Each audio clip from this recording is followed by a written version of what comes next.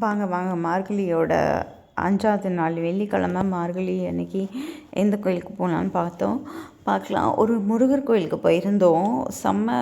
முருகருக்கு ஆக்சுவலாக சிவன் தான். அங்கே வந்து ஒரு அந்தணருக்காக சிவன் வந்து காட்சி கொடுத்த கோவில் இது. இது வந்து பூம்புகாருக்கு பக்கத்தில் இருக்குது. அந்தணருக்காக சிவன் காட்சி கொடுத்தது. ஆனால் பேரை மறந்துட்டேன். அந்த போஸ்ட்டில் எழுதியிருப்பாங்க மேலே, அதில் பார்த்தா தெரியும். வெள்ளிக்கிழமை கோயிலுக்கு போனது செம்ம சூப்பராக இருந்தது. கோயில் வந்து காலையிலேயே எல்லாம் பண்ணி முடித்து அதுக்கப்புறம் இது பண்ணிட்டாங்க. நாங்கள் பண்ணி போனப்போ தான் வந்து நடை திறந்தாங்க. அப்போ தான் திறந்து நாங்கள் இன்னும் கொஞ்சம் பேர் இருந்தோம். அதனால் அவங்களுக்காக திறந்தாங்க.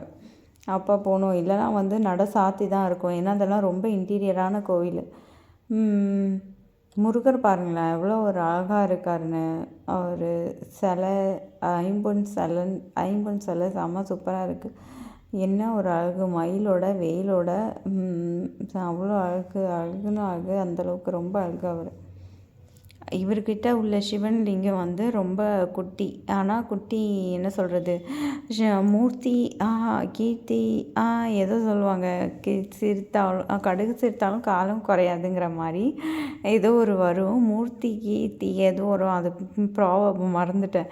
நல்லா படி ஏறி இருக்கிற கோயில் மாதிரி இருக்குது பாருங்களேன். எவ்வளோ ஏற்றமாக கட்டியிருக்காங்க. எவ்வளோ தண்ணி மழை அடித்து புயல் அடித்தாலும் தண்ணி கட்டினாலும் மேலே இவர் பக்கத்தில் தண்ணியே வராது. அந்தளவுக்கு அவ்வளோ அழகாக நேர்த்தியாக கட்டியிருக்காங்க கோயிலை.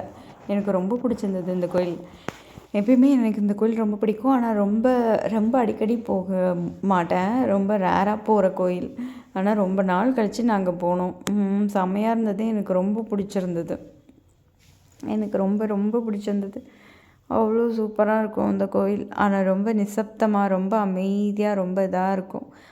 இயற்பகை நாயனாருக்காக காட்சி கொடுத்த கோவிலாக இவர். இயற்பகை பாட்டில் கூட வரும்.